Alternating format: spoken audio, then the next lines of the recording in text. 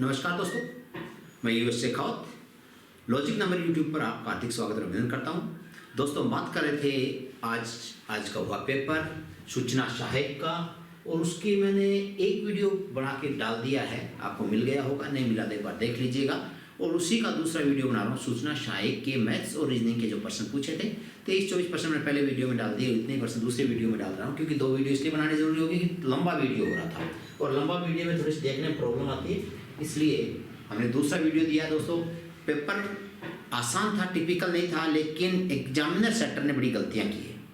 Maths और reasoning की विशेषकर कहूँगा तो वहाँ पर 4-5 प्रश्नों में गलती करना बड़ा ही वो रहता है, यानी 10% गलत होना, 10% तक गलती बहुत बड़ी मायने रखती है किसी भी एग्जाम्स के लिए। स्टूडेंट्स का बड़ा नुकसान होता है। ये देखिएगा, क्वेश्चन आपके सामने था, ये पूछा इसका मिरर इमेज दर्पण प्रतिबिंब क्या होगा। कहाँ दर्पण प्रतिबिंब, कोई ऑप्शन ही नहीं है। क्या कहें इस व्यक्ति को, क्या कहें उस व्यक्ति को, कोई ऑप्शन नहीं दे रहा। दर्पण प्रतिबिंब में क्या होता है, इस तरह से मिरर लगता है यहाँ पर, और जैसे ही मिरर लगता है, थोड़ा सा इसको बड़ा कर लेता हूँ फॉन्ट, जैसे मिरर लगता तो पी है ये इस तरह से बनता दोस्तों, इस तरह से बनता, ये डोस यहाँ जाता, एम में कोई चेंज नहीं होता, जेड बदलता इस तरह से आता, और ये आई या एल बनाई, इसमें कोई चेंज नहीं होगा, टी इस तरह से होता, इस तरह से। ऐसा कोई ऑप्शन यहाँ कहीं भी नहीं है, पहला भी नहीं है, दूसरा भी नहीं है, तीसरा भी नहीं है, चौथा भी नहीं है। एक एक अक्षर का इमेज नहीं बनता, पूरे वर्ड का इमेज बनता है। सही उत्तर ये आना चाहिए था, सही उत्तर ये आना चाहिए था। यहाँ कोई भी आंसर नहीं है, यहाँ कोई भी आंसर नहीं है। नन ऑफ दीज, इनमें से कोई नहीं लगाऊंगा, इनमें से कोई नहीं। ये भी गलत है, ये भी गलत है, ये भी गलत है, और ये भी गलत है। और अटेम्प्ट तो क्यों नहीं, अटेम्प्ट तो हमें करना ही है, क्यों नहीं करेंगे अटेम्प्ट तो हमें आता है क्वेश्चन। तो मिरर इमेज का प्रश्न पूछा था, प्रश्न बिल्कुल गलत दिया। ऐसी उम्मीद नहीं कर सकते किसी एग्जामिनर से। चाहिए कि एक बार पेपर को दोबारा पेपर सेटर को चेक करना चाहिए। चले कोई बात नहीं, दूसरे प्रश्न पे आते हैं। नया प्रश्न यह बहुत आसान दिया था। पृथ्वी को पानी कहा जाए, पानी को आकाश कहा जाए, आकाश को जमीन कहा जाए, जमीन को रूफ छत कहा जाए, पक्षी कहाँ उड़ेगी। क्या था, पृथ्वी को पानी कहा जाए, पानी को ये आकाश लिखा था, आकाश कहा जाए, आकाश को जमीन कहा जाए, जमीन को छत कहा जाए। पक्षी कहाँ उड़ते दोस्तों, पक्षी आकाश में उड़ते हैं, और आकाश को क्या कहा, जमीन कहा है, इसलिए सही उत्तर इसका जमीन था। आसान सा प्रश्न था, छोटा सा क्वेश्चन था, रीजनिंग का प्रश्न था। दोनों ही रीजनिंग के प्रश्न उठाए हमने।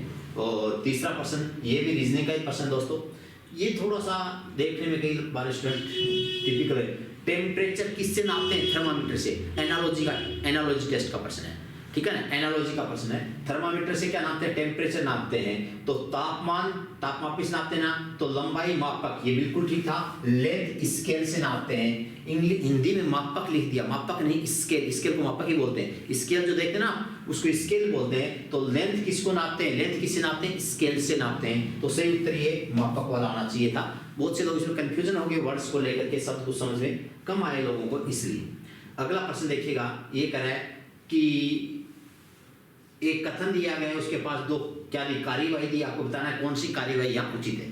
क्वेश्चन ये था, कथन और कार्यवाही का प्रश्न था, कोर्स ऑफ एक्शन का प्रश्न था। क्वेश्चन कह रहा है, विद्यालय का एक विद्यार्थी बाकी विद्यार्थियों के साथ बहुत कठोर व्यवहार करता है। कोई स्कूल है, उसके अंदर एक विद्यार्थी है, वो दूसरे स्टूडेंट के साथ मैच नहीं कर पा रहा है, कठोर व्यवहार कर रहा है, यानी लड़ाई झगड़ा कर रहा होगा उनके साथ में, ठीक है ना। तो कह रहा है उसके साथ कठोर व्यवहार कर रहा है, उनके साथ क्या कर रहा है, मारपीट कर रहा है, मारपीट भी कर रहा है और कठोर व्यवहार, अपशब्द वगैरह भी बोल रहा है। तो उसके साथ क्या कार्यवाही की जाए, उस विद्यार्थी को समझाना चाहिए। स्कूल के क्या क्या नियम क्या कानून और कायदे हैं उसके बारे में उसको बताना चाहिए, अलग से उसको बताना चाहिए। नहीं मानता उसके पेरेंट्स को बुलाकर समझाना चाहिए। ये कार्यवाही कर सकते हैं। यहाँ लिखा है, विद्यार्थी को विद्यालय से निष्कासित करना, नहीं निष्कासित करना कोई कार्यवाही नहीं, उसको पहले समझाने की बात होती है।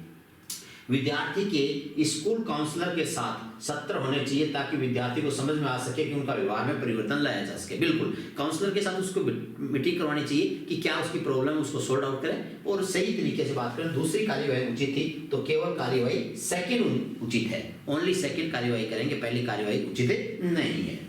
अगले प्रश्न की बात करते हैं दोस्तों, और ये था आपके पास में बहुत छोटा सा प्रश्न मैथ्स का था।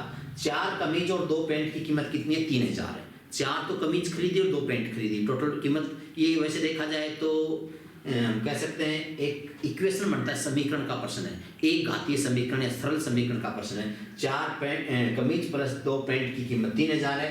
6 कमीज और 3 पैंट की कीमत आपको चाहिए। तो दोस्तों 4 का 1.5 गुना 6 होता ना, और 2 का 1.5 गुना 3 होता तो 1.5 की कीमत हो जाएगी। तो 3000 में इसका आधा और जोड़ दो, 3000 प्लस 1500 यानी 4500 उत्तर आ जाएगा। क्या कहा? 3000 तो था ही, 1500 और लगेगा, कितना हो जाएगा? 4500 आपका उत्तर आ जाएगा। छोटा सा क्वेश्चन था, आसान प्रश्न था। फिर देख लीजिए 4 का भी 4 की जगह 6 यानी 1.5 गुना होगा, और 2 की जगह 3 ये भी 1.5 गुना होगा, बिल्कुल सही बात है। तो 1.5 की कीमत आ जाएगी, कीमत क्या आ जाएगी? 1.5 टाइम्स 1.5 गुना हो जाएगा। तो 3000 तो था, आधी कीमत और बढ़ जाएगी। बस इतना सा प्रश्न था। अगले प्रश्न की बात करते हैं। नया क्वेश्चन देखिएगा क्या कह रहा है। ये कह रहा है कोई ब्रांड है बर्बरी ब्रांड के प्रश्न धनी लोगों के लिए है। ये कह रहा है जो पैसे वाले लोग हैं उनके लिए ब्रांड है अलग से। तो हमें धारणा क्या है, कथन के पीछे धारणा का प्रश्न है। एक स्टेटमेंट होता है, उसके पीछे धारणा। ये कथन करने से पहले एक व्यक्ति की क्या सोच थी, क्या विचार थे, क्या वो था। ये कह रहा है बर्बरी ब्रांड पर्स जो है ना, बर्बरी ब्रांड पर्स जो है वो धनी लोगों के लिए होता है। इसका मतलब धनी लोग इस प्रकार के ब्रांड पैसे इस प्रकार के ब्रांड खरीदते हैं। उसकी थिंकिंग ये थी, या ऐसा कोई ब्रांड होगा तो धनी लोग ही लेंगे, बाकी लोग नहीं लेंगे। ठीक है, तो ये धारणा है। कई लोग धनी कहलाना पसंद करते नहीं, ऐसी कोई धारणा यहाँ नहीं है। अगला, यदि किसी के पास इस प्रकार का ब्रांड नहीं है तो धनी नहीं होगा। नहीं, ये भी धारणा नहीं हो सकती कि ऐसा नहीं है तो होगा ही नहीं, ऐसा भी नहीं है। ऐसा पर्स होगा तो व्यक्ति धनी होगा, ये कह सकते थे। तो यहाँ पर धारणा नहीं, तो पहली नहीं दूसरी ये लगाइएगा, बी वाला उत्तर सही होगा। एक्चुअल में दोनों ही धारणाएं उचित नहीं होंगी।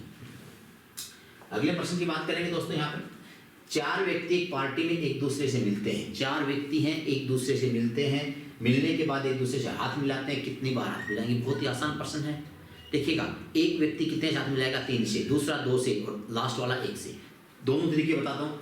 4 व्यक्ति थे, पहला व्यक्ति कितने लोगों से हाथ मिलाएगा? 3 से, दूसरे वाला 2 से, अगले वाला 1 से। कुल मिला के कितनी बार मिलाया? 6 बार। ऐसे करना हो प्रश्न तो क्या करेंगे? जितने व्यक्ति है वो 1 कम बटे 2 कर दिया करो। 4 × 12 बटे 2 यानी 6।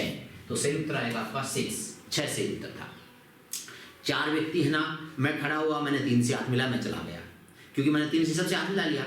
अब दूसरे वाला खड़ा होगा मेरे बाद वाला, वो बचे 2 से हाथ मिलाएगा, वो भी चल जाएगा। फिर सेकंड नंबर खड़ा हुआ 1 से हाथ मिलाएगा, चल जाएगा। लास्ट वाला किसी से मिला नहीं पाएगा। तो चौथा व्यक्ति 3 से मिलाया, तीसरे व्यक्ति ने 2 से मिलाया, दूसरे व्यक्ति ने 1 से मिलाया। कुल मिला के 6 बार हाथ मिलाएंगे। तो जितने व्यक्ति हैं उतने n × n-1/2, जितने व्यक्ति हैं वो उससे 1 कम। तो 4 है तो 4 × 3 12/2, 6 आंसर आ जाएगा। क्वेश्चन अगले की ओर चलते हैं दोस्तों, और नया प्रश्न आपके साथ ये रहा।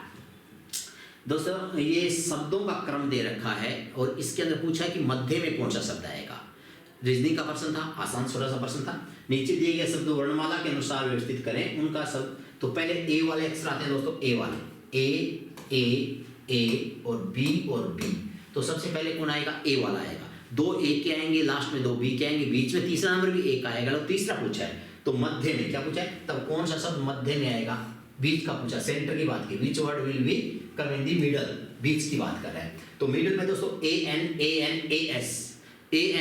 एक और 2 नंबर आ गया, AS 3 नंबर पर ASHIB आशीष, ये आया ASHISH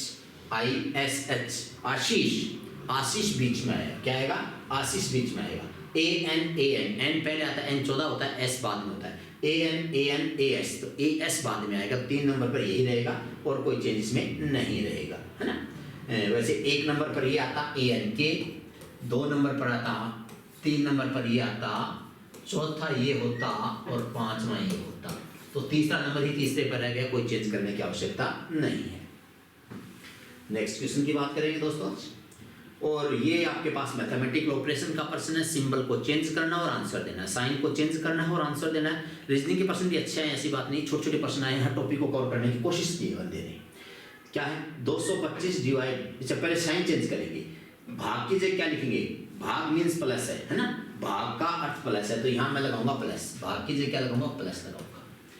प्लस की जगह मुझे क्या लगाना है? प्लस के स्थान पर प्लस मीन्स मल्टीप्लाई, यहाँ मैं गुणा का निशान लगाऊंगा, गुणा लगाऊंगा।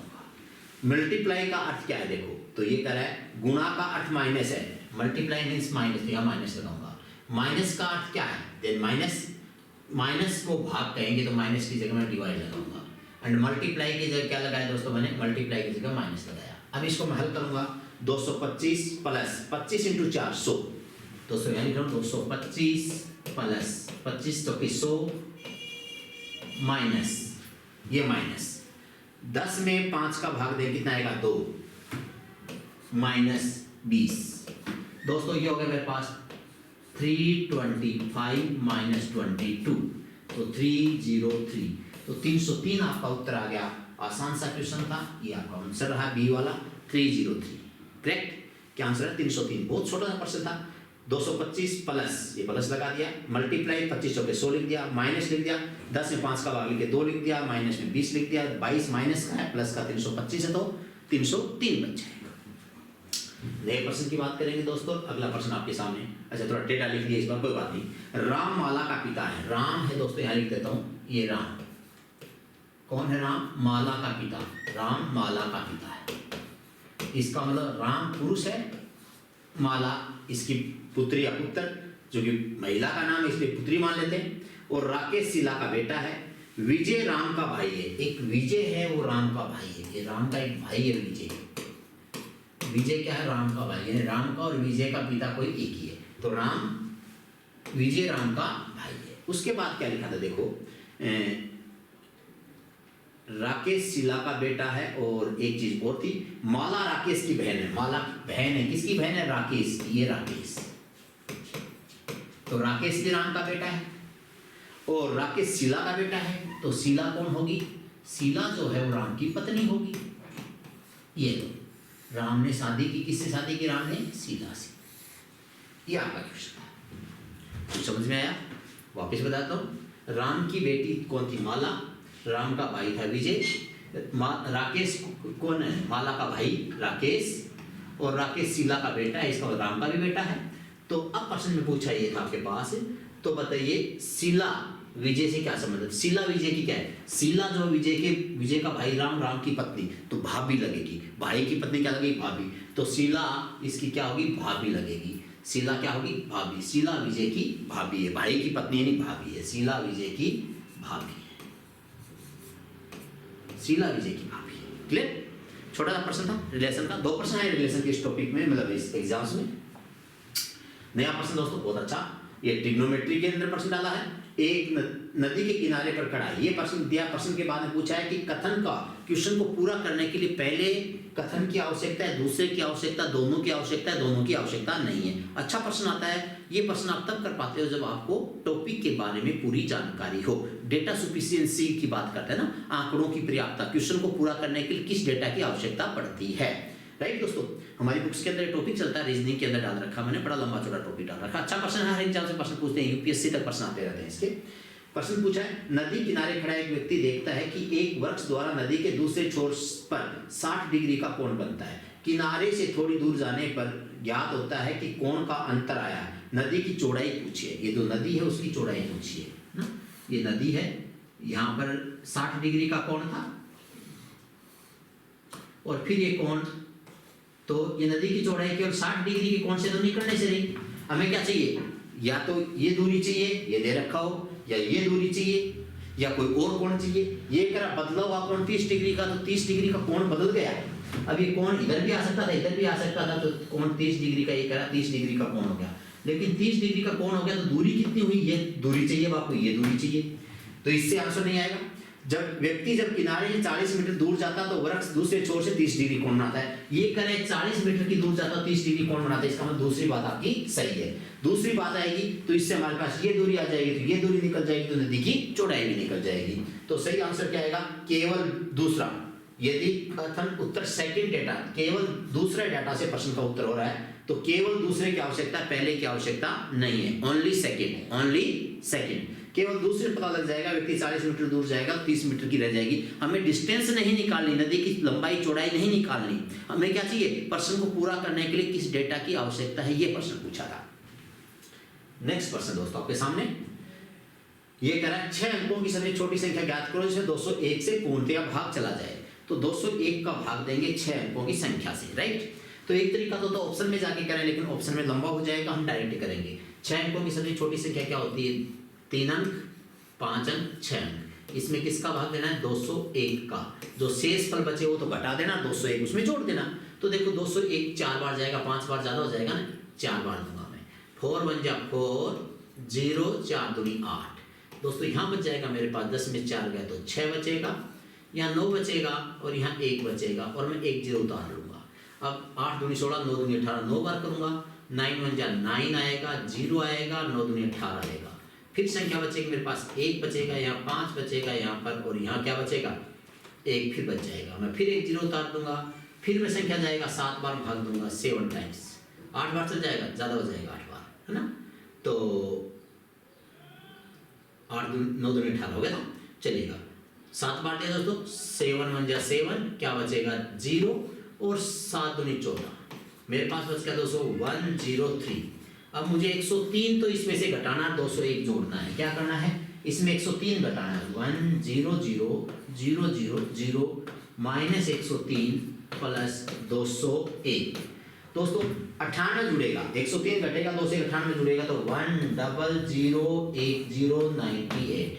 ये वाला ऑप्शन कहाँ लिख रखा है 98, पहला ही ऑप्शन था 1000098, ये आपका उत्तर आएगा। तो जिसका भाग देना भाग दो, शेष पर बचेगा वो घटा दो, घटाते ही संख्या 6 अंकों की नहीं होगी 5 अंकों की हो जाए, इसलिए जिस संख्या से भाग दे रहे थे उसमें जुड़ जाएगा। ये प्रश्न था, नंबर सिस्टम का प्रश्न था, बहुत आसान प्रश्न था, टिपिकल प्रश्न नहीं था, केवल भाग देना था और कुछ नहीं करना था। नेक्स्ट क्वेश्चन दोस्तों अच्छा प्रश्न है। एक कक्षा में कुछ बेंच हैं, यदि प्रत्येक बेंच पर 4 विद्यार्थी बैठे हैं तो एक बेंच खाली रह जाता है। यदि प्रत्येक बेंच पर 3 विद्यार्थी बैठ जाए तो 23 विद्यार्थी कक्षा में खड़े रह जाते हैं। कक्षा में कुल विद्यार्थियों की संख्या कितनी है। तो दोस्तों एक चीज तो ऐसे प्रश्नों को कई बार क्या ऑप्शन से भी कर सकते थे, ठीक है ना, और पूरी इक्वेशन से भी करते हैं। मैं दोनों चीजें बताना चाहूंगा, यहाँ पर प्रश्न आसान है, टिपिकल नहीं है। 4 विद्यार्थी बैठे तो 4 का पूरा भाग जाना चाहिए। संख्या में किसका भाग जाना है 4 का भाग। 4 का भाग 78 में नहीं जाता, 78 में 4 का भाग नहीं जाता है, 76 में जाता नहीं जाता, 110 में भी नहीं जाता।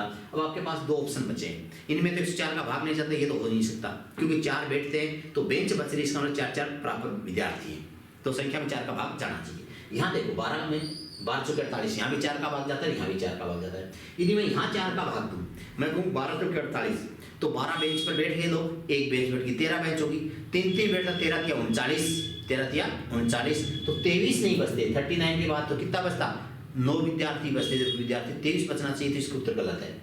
104 की बात करूं तो 104 में 23 का भाग दूं, 4 का भाग दूं, कितनी बार 26 बन जाएगी।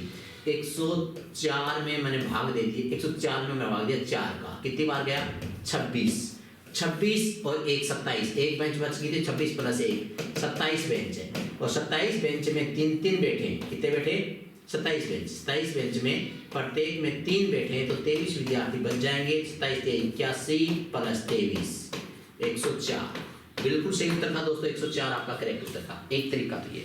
दूसरा कुछ कहेंगे कि इक्वेशन करके बताओ, तो मैं आपको इक्वेशन से बता देता हूँ। इक्वेशन माना बेंचों की संख्या y और विद्यार्थियों की संख्या हम ले लेंगे। बेंचों की संख्या क्या मान लिया y, तो पहले कहा 4 और एक बेंच खाली होगी y माइनस 1, 4 बिठाऊंगा तो एक बेंच खाली रह जाएगी y माइनस 1। दूसरी कंडीशन क्या कर रहा है, इसके बराबर 3 बिठाऊंगा तो क्या हो जाएगा 3y, विद्यार्थी बचेंगे, कितने विद्यार्थी बचेंगे 23, तो प्लस 23। क्या कहा मैंने, एक यदि मैं 4 विद्यार्थी बिठाता हूँ, बेंचों की संख्या y है तो y माइनस 1 बेंच हुआ, 3 बिठाऊंगा 3y प्लस 23 विद्यार्थी हुआ, क्योंकि 4y माइनस 4 बराबर 3y प्लस 23। 3y घटाऊंगा तो क्या हो जाएगा y, और 4 उधर जाएगी कितना हो जाएगा 27, तो बेंचों की संख्या होगी दोस्तों 27, कितनी होगी 27, और विद्यार्थियों की संख्या चाहिए तो एक बेंच खाली रह जाएगी, तो 4 इंटू 27 माइनस 1 यानी 4 इंटू 26, 26 चौके 104, तो आपका उत्तर कितना आ गया 104। इक्वेशन से भी कर सकते हो, ऑप्शन से भी कर सकते हो, इक्वेशन से भी कर सकते हो और ऑप्शन से भी कर सकते हो, दोनों चीजें यहाँ उचित थी। अगला प्रश्न दोस्तों, और ये प्रश्न आपके सामने किसका दिया इन्होंने, एलसीएम एचसीएफ से में से प्रश्न दिया, एलसीएम एंड एचसीएफ का प्रश्न डाल दिया। क्वेश्चन क्या डाला है, वह अधिकतम संभव लंबाई 80 मीटर 64 सेंटीमीटर तथा 96 मीटर की लंबाई को 80 मीटर 64 सेंटीमीटर क्या लिखता हूँ दोस्तों मैंने 8064 सेंटीमीटर, और 96 मीटर क्या लिखूँ दोस्तों 9600 सेंटीमीटर, ये सेंटीमीटर में कन्वर्ट कर दिया। इनका एचसीएफ निकालना है, क्या निकालना है, इनका एचसीएफ निकालना है, हाईएस्ट कॉमन फैक्टर जो दोनों को डिवाइड करता हो। अब दोनों को डिवाइड करता हो, लास्ट में इसमें 0 है, इसमें 4 है, इसमें 0 है, इसमें 4 है, तो 0 तो आ नहीं सकता, जीरो वाली संख्या तो इसको डिवाइड करेगी नहीं, तो 4 वाली कंडीशन आएगी, और 4 वाली कंडीशन आएगी तो एक ही ऑप्शन दिख रहा है यहाँ पर 384, एक ही ऑप्शन दिख रहा है, तो या तो डायरेक्ट ऑप्शन से बात कर सकते थे। अब दोस्तों कुछ लोग कहेंगे क्योंकि जीरो इसमें जीरो नहीं है ना, तो जीरो HCF लास्ट में नहीं आ सकता, इसलिए लास्ट में 4 आ सकता है, तो 4 ऊपर एक ही है, तो जीरो नहीं हो सका, जीरो नहीं, इसलिए आपको उत्तर लगा दिया। लेकिन फिर भी कोई कहे कि मुझे पूरा करना है तो मैं HCF की बात कर सकता हूँ, कैसे ज्ञात करना चाहिए। तो देखो एक बड़ी संख्या है, इसका HCF निकालना है तो छोटी वाली का भाग बड़ी संख्या में देते हैं इस तरह से। कितनी बार दिया? 1 टाइम्स, एक बार गया 8,064 864। क्या बचा दोस्तों मेरे पास? ये 64, तो यहाँ बचेगा 3 6, और ये 80 था दोस्तों, क्या बचेगा 15, 16 नहीं बचेगा 15। अब इसका भाग दूं मैं 8064 में, 15 5 75, 5 बार दूंगा दोस्तों, 5 बार 6 5 30, 5 दिया 15 और 3 18, और 15 5 75 और 3 18 1 19 75 1 76। वापिस बता दो, 5 से क्या 6 5 30 3 80, 5 दिया 15 और 3 18 1 80, 15 5 75 और 76। अब बचेगा उसका भाग फिर देंगे, यहाँ बचा 4, 16 में से क्या बचेगा 8, और यहाँ क्या बचा दोस्तों मेरे पास ये 9 बचा, और 9 में से कितना घटाऊंगा मैं 6, क्या बचेगा 3। अब 384 का भाग लगेगा 1536 में। जब तक भाग नहीं जाए तब तक आपको निकालते रहना है। कितनी बार जाएगा? 4 चौके 16, 4 बार चल जाएगा 1536। पूरा भाग गया, कुछ भी शेष नहीं बचा, तो 384 आया, यही आपका उत्तर था। तो ये दोस्तों मैंने HCF निकाला भाग विधि से। किससे? भाग विधि से। बड़ी के अंदर छोटी का भाग दिया, एक बार गया 1536 बचा, 1536 का भाग 8064 में दिया, 5 बार गया, क्या बचा 384 बचा, 384 का भाग 1536 में 4 बार गया, कुछ भी शेष नहीं बचा। जब शेष नहीं बचा तो यही संख्या क्या कहलाती है? HCF कहलाती है। तो ये HCF का प्रश्न था, और HCF का एक और प्रश्न भी पूछा है, वो भी देखते हैं। चलिएगा, अभी HCF का नहीं, दूसरा प्रश्न आया हमारे पास रीजनिंग का। ये कह रहा है यहाँ पर क्या आएगा? आसान प्रश्न है, देखिए क्या कह रहा है यहाँ पर क्या आएगा। 1 2 ही 2, 1 को 2 से गुणा किया, 4 5 20, 4 को 5 से गुणा किया, इसको 2 से गुणा कर रखा है, इसको 5 से कर रखा है, 7 को 8 से कर रखा है, 12 को 13 से कर रखा है, 18 को किससे करूंगा? 19 से गुणा करूंगा। तो यह आएगा 18 × 19। कितना होता है 18 × 19? 342। तो सही आंसर आएगा 342। 1 का तो 2 से गुणा किया, 4 को 5 से गुणा किया, 7 को 8 से गुणा किया, 12 को 13 से गुणा किया, 18 को, ये 1 में कितना 3 ज़्यादा, ये 3 ज़्यादा, ये 5 ज़्यादा, इससे कोई लॉजिक नहीं था। लेकिन इसको अगली वाली संख्या से, अगली वाली संख्या से, अगली वाली संख्या से, नेक्स्ट नंबर से गुणा किया है। 18 को 19 से गुणा करेंगे, 18 × 18 324 होता है, 324 18 जोड़ दिया 342 आ गया। क्लियर? अगले प्रश्न की बात करते हैं, और नया क्वेश्चन दोस्तों ये रहा आपके सामने। फिर HCF का प्रश्न मैंने कहा था, फिर आगे आपके सामने देखो, दो संख्याओं का अनुपात क्या है? 12 और 13 है। उनका HCF कितना है? उनका HCF कितना है? 11। उनका HCF कितना है? 11। संख्या पूछिए, तो जब किसी संख्याओं में से HCF बाहर ले लेते हैं तो संख्या का अनुपात हो जाता है, और संख्या के अनुपात को HCF से गुणा करते हैं तो संख्याएं आ जाती हैं। तो 12 × 11, पहली संख्या 12 × 11, और दूसरी संख्या 13 × 11। 12 × 11 132, 13 × 11 142, 144 143। तो एक संख्या 132 होगी, दूसरी 143 होगी, बी ऑप्शन आ जाएगा। जब संख्याओं के अनुपात को HCF से गुणा करते हैं तो संख्या आती है, और संख्याओं के अंदर से यदि HCF कॉमन लेते हैं तो संख्याओं का अनुपात निकल जाता है। बस इतना सा क्वेश्चन था दोस्तों। नेक्स्ट अगला क्वेश्चन, ये रीजनिंग का प्रश्न है। 6 लड़के हैं ABCDEF, सभी का जन्म एक ही दिन का है। यानी एक ही दिन का मतलब डेट एक है, वार एक नहीं है, डेट एक है, डेट समान है, और अलग अलग वर्षों में है।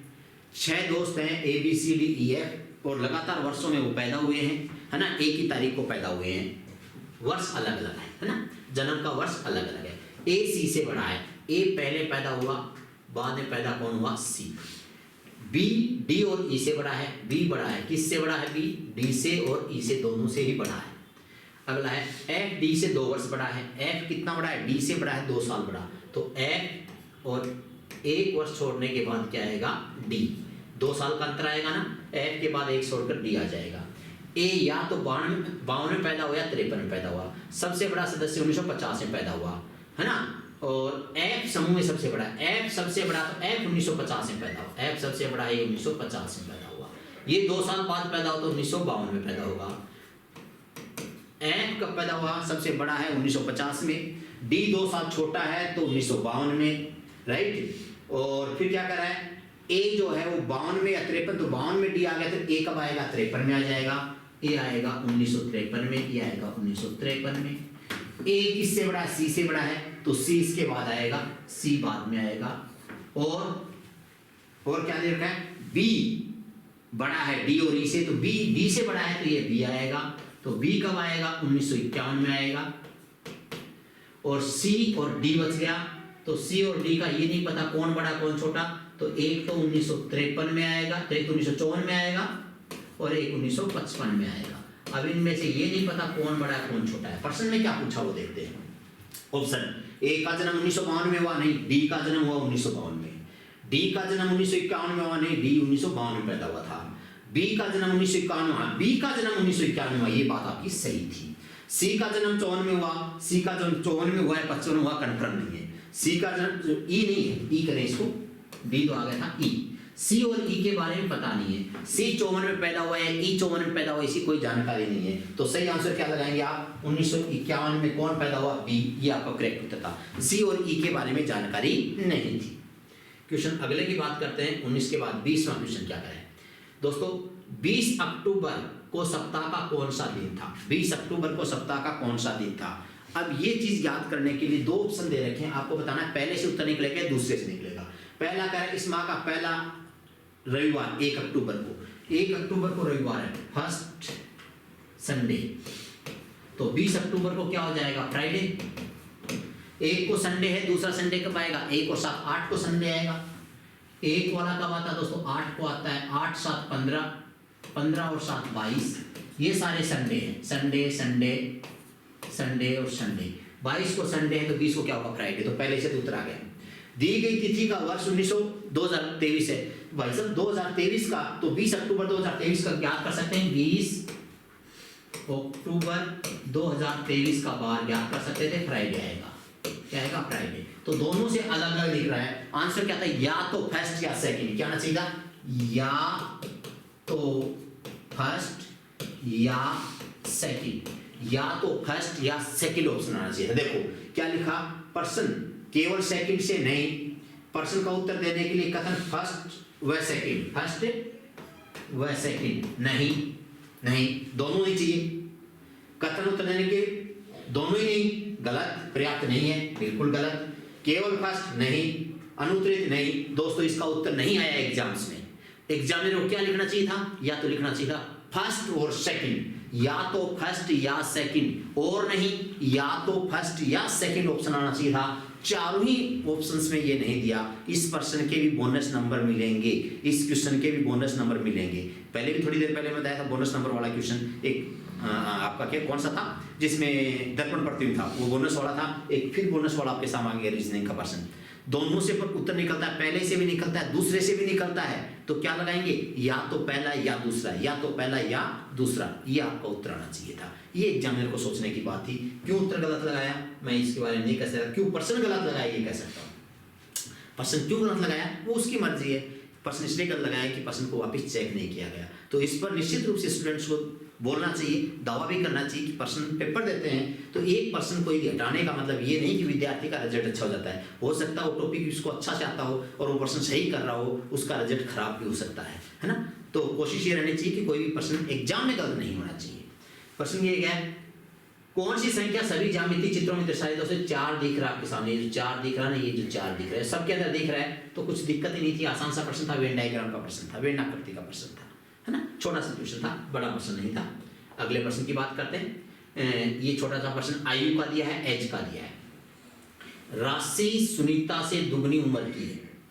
ओके, राशि सुनीता से दुगनी उम्र की है। 3 वर्ष पूर्व उसकी आयु सुनीता की आयु की 3 गुना थी। राशि की वर्तमान आयु ज्ञात कीजिएगा। बहुत अच्छा सा छोटा सा प्रश्न है। कितना का? अब देखो ऐसे प्रश्न कई बार लोग ऑप्शन से आ जाते हैं। दुगनी है 8 की होती, 4 की होती है ना। 8 और 4 दुगने की, ऑप्शन से बात करो, 8 और 4 दुगने की बात कर सकता था। तो 3 साल पहले 8 वाली 5 की होती और 4 वाली 1 की होती, तो 3 गुना नहीं होती ना 5 गुना होती, तो 8 तो गलत है। 6 की बात कर रहा हूँ, आज दुगनी है तो 3 साल पहले 0 होती तो गुना का मतलब ही नहीं था, खत्म हो गया। 12 12 की है तो ऑप्शन से बात कर रहा हूँ, एक 12 की, दूसरी कितने की 6 की है, एक 12 की है, राइट। ये 12 की है 3 साल पहले, ये दुगनी है, 3 साल पहले क्या थी, 3 साल पहले 3 की थी और ये 9 की थी, 3 गुना होगा। इसका मतलब आपका उत्तर 12 सही था। ये तो हमने क्या ऑप्शन से, है ना। अब बात करता हूँ दूसरी condition, Rashi twice as old as Sunita. Rashi क्या है, राशि सुनीता से दुगनी है, राशि सुनीता से दुगनी है, तो सुनीता की आयु x, तो राशि की आयु कितनी है 2x, यही तो है, राशि दुगनी है। 3 वर्ष पहले आयु 3 सुनीता की 3 गुनी थी, तो 3 साल पहले ये थी x माइनस 3 और ये थी 2x माइनस 3, ये 3 साल पहले, 3 साल पहले ये 3 गुनी, तो 3 से गुणा करो, x माइनस 3 को 3 से गुणा करो बराबर 2x माइनस 3 आ जाएगा, तो 3x माइनस 9 बराबर 2x माइनस 3, 2x इधर ले आओ, 3x माइनस 2x 9 उधर जाएगा, माइनस 3 प्लस 9, तो x बराबर क्या हो जाएगा 6, x बराबर 6, तो ये आ जाएगी 6 वर्ष की और ये आ जाएगी 6 दूनी 12 वर्ष की। ये आपका उत्तर आ गया दोस्तों 12 वर्ष। अब किसकी आयु पूछी, राशि की वर्तमान आयु, राशि सुनीता से दुगनी है, राशि की वर्तमान आयु तो कितनी आ जाएगी 12 साल, राशि की आयु कितनी आ जाएगी 12 वर्ष आएगी। तो ये आपका पूरा सॉल्यूशन भी कर सकते थे और ऑप्शन से भी कर सकते थे, टिपिकल नहीं है, आसान प्रश्न होते हैं आयु वाले। दोस्तों नेक्स्ट वेन डायग्राम प्रश्न है, न्यायाधीश सिपाही और चोर, चोर अलग होता है, न्यायाधीश अलग होता है, सिपाही अलग होता है, कोई संबंध नहीं है, जज अलग है, न्यायाधीश अलग है, सिपाही अलग है, चोर अलग है, इनमें आपस में कोई संबंध नहीं होगा, सब भिन्न भिन्न होंगे, अलग अलग होंगे, राइट। अपराधी होता तो चोर के अंतर्गत आ जाता है ना, अपराधी चोर के अंतर, चोर है ना वो अपराधी के अंदर आ जाता है, लेकिन अपराधी नहीं है। न्यायाधीश सिपाही और चोर, न्यायाधीश सिपाही और चोर, न्यायाधीश सिपाही और ये चोर, ये आएगा आपका आंसर, तीनों अलग अलग। अगले प्रश्न की बात करते हैं, रीजनिंग का क्वेश्चन था ये, अगला भी रीजनिंग का है और ये सिलोजिज्म का प्रश्न डाला है। कोई टोपी जुराब नहीं है, इस तरह से लिखना, ये टोपी क्या नहीं है, जुराब, ये जुराब नहीं है, ये लो साहब नहीं है, जुराब नहीं। अगला है कुछ टोपियां दस्ताने, तो ये हो गया दस्ताने। अब ऑप्शन पे आ जाओ, क्या प्रश्न, सभी दस्ताने जुराब, नहीं दस्ताने सभी जुराब नहीं हो सकता, गलत है। सभी जुराब दस्ताने, ये भी गलत है। कुछ दस्ताने टोपियां, कुछ दस्ताने टोपियां है, तीसरा उत्तर सही है। तो क्या कहेंगे, केवल थर्ड, केवल थर्ड निकलता है, केवल थर्ड निकलता है, ठीक है। सिलोजिज्म का छोटा सा प्रश्न था। क्वेश्चन 25 की बात करते हैं दोस्तों, रवि और गौरव भाई है, दिव्या और तान्या दो बहनें, रवि का पुत्र तान्या का भाई है, गौरव का और दिव्या में क्या संबंध है। प्रश्न पूछा है गौरव रिलेटेड टू दिव्या, गौरव दिव्या का क्या लगता है, हिंदी भी थोड़ा सा ठीक बनाना चाहिए है ना, कन्वर्ट करते हैं लेकिन प्रश्न को चेक नहीं करते एक्चुअल में। पेपर सेटर को ये अनिवार्य होनी चाहिए, पेपर को एक बार चेक करें, यदि प्रश्नों में इस प्रकार की गलती करता पेपर के अंदर, लैंग्वेज के अंदर या क्वेश्चन बनाने में, तो ऐसे एग्जामिनर को हटा देना चाहिए, इस पर गौर करना चाहिए पेपर सेटर के ऊपर भी। क्या कहा, रवि और गौरव भाई हैं, रवि एंड गौरव, ये रवि और ये गौरव दोनों भाई हैं, ओके जी, रवि एंड गौरव भाई हैं, भाई है इसका मतलब मदर फादर इनके एक है, ओके।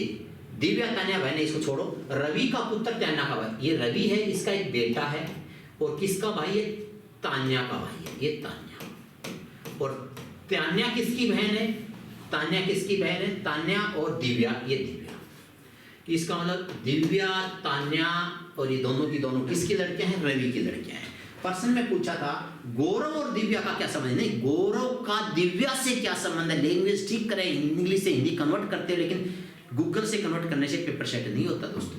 क्या कहना, गौरव, प्रश्न देखो, Gaurav related to the Divya, Gaurav related to Divya, Gaurav Divya का क्या लगता है, गौरव क्या लगता है, तो गौरव इसके पिता का भाई, गौरव दिव्या के पिता का भाई यानी चाचा है, अंकल कहेंगे, चाचा, क्या कहेंगे, अंकल, चाचा, सी वाला उत्तर सही था, चाचा होगा, है ना।